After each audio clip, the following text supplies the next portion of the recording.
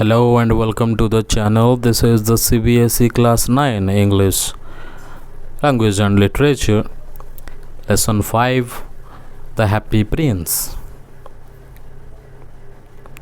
The story is about a statue called the Happy Prince, covered in gold with sapphire eyes and ruby in his sword. He stands high above the city and sees people suffering. When he was alive, he lived happily in a palace and never knew sorrow. Now, as a statue, he feels sad for the poor and wants to help them. A little swallow who is late to migrate to Egypt stays with the prince and becomes his messenger.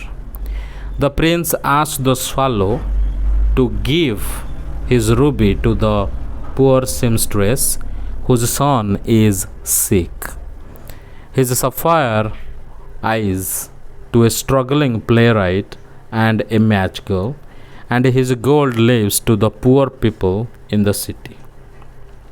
The swallow agrees even though he wants to go to Egypt. Eventually, the prince becomes dull and grey, and the swallow stays with him, refusing to leave. In the cold winter, the swallow dies at the prince's feet, and the prince's lead heart breaks. The city officials, finding the statue ugly, melt it down, but the broken heart and the dead swallow are thrown away. God sends an angel to bring the two most precious things from the city, and the angel chooses the lead heart and the dead bird, which God says will live forever in his paradise. The story The Happy Prince is a touching tale about a beautiful statue of a prince standing high on a tall column above a city. The statue is covered all over with thin leaves of fine gold, has two bright blue sapphires for eyes, and a large red ruby glowing on the hilt of his sword. Everyone in the city admires him for his beauty. One night, a little swallow, a type of bird, flies into the city. His friends had already gone to Egypt for the winter 6 weeks ago, but he stayed behind because he fell in love with a reed. Now, he decides to join them in Egypt. Tired from flying all day, he looks for a place to rest and sees the statue. He lands between the prince's feet, thinking it's a golden bedroom with fresh air. As the swallow prepares to sleep, a drop of water falls on him. Even though the sky is clear with no clouds. Then another drop falls, and a third.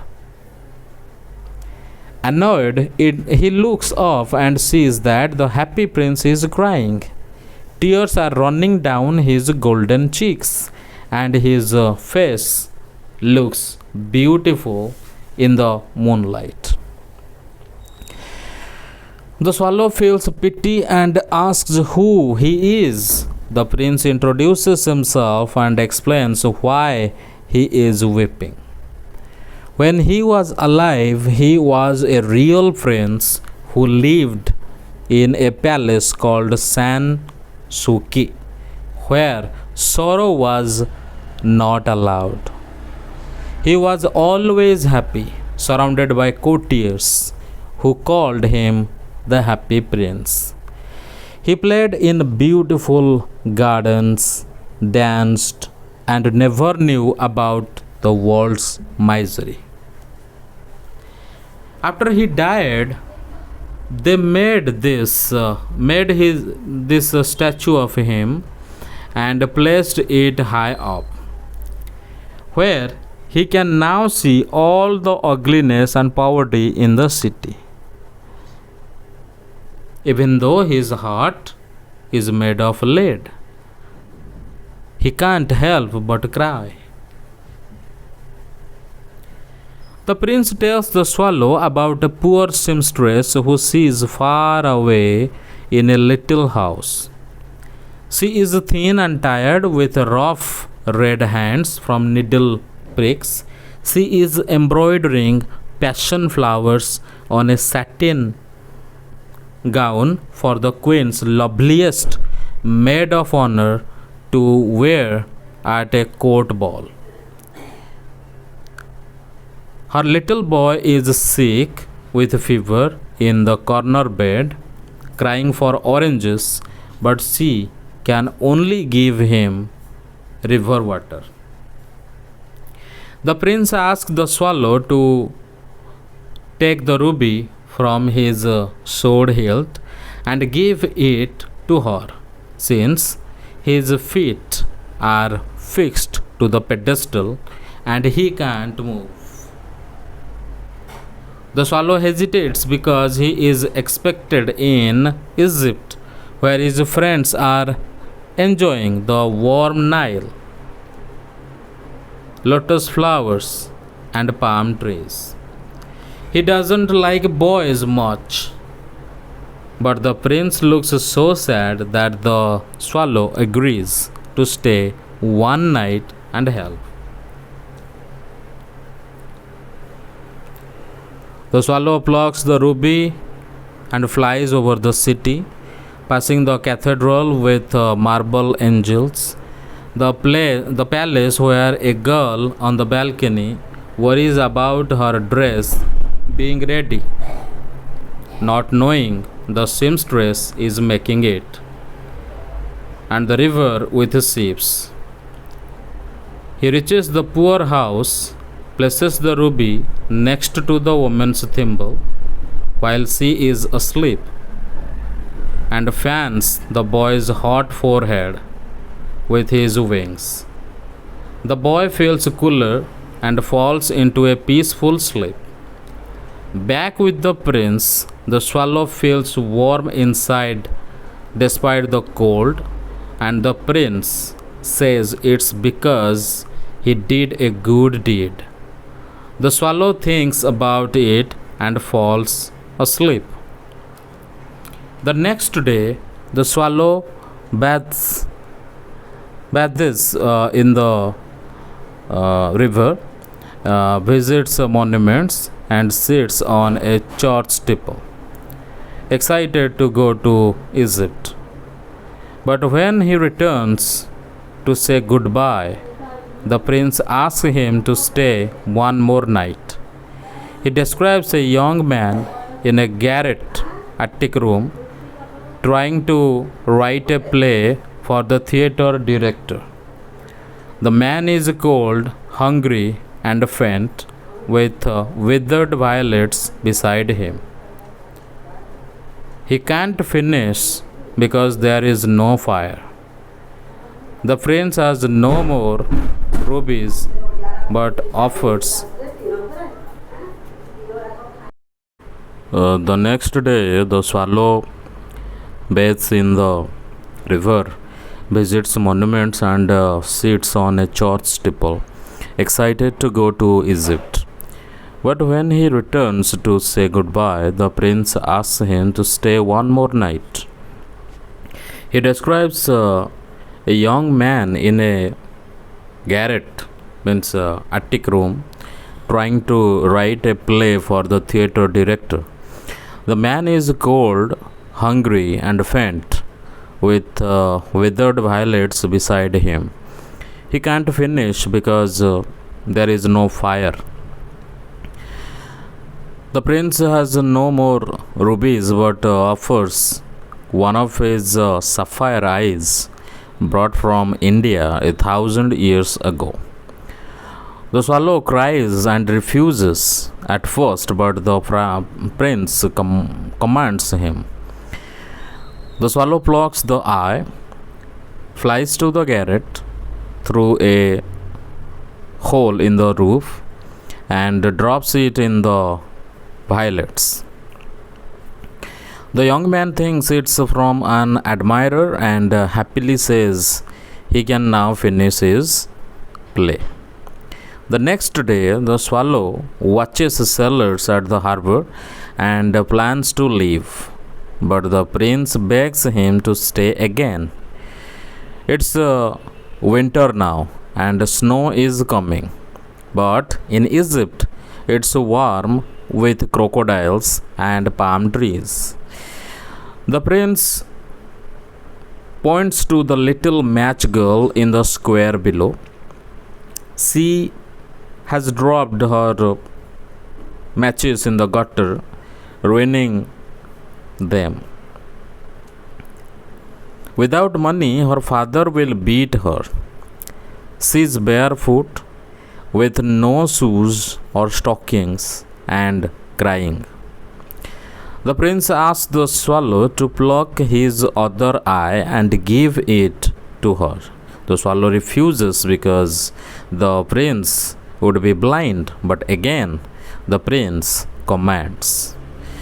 The swallow does it, drops the sapphire into the girl's hand, and she thinks it's a pretty glass, and she runs home laughing.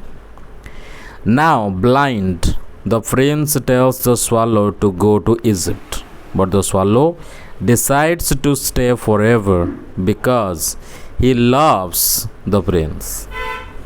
He sits on the prince's shoulder all day, telling stories of strange lands like the Red Ibises in Egypt, the Sphinx, merchants with camels, the king of the mountains of the moon, and the giant snake in a palm tree.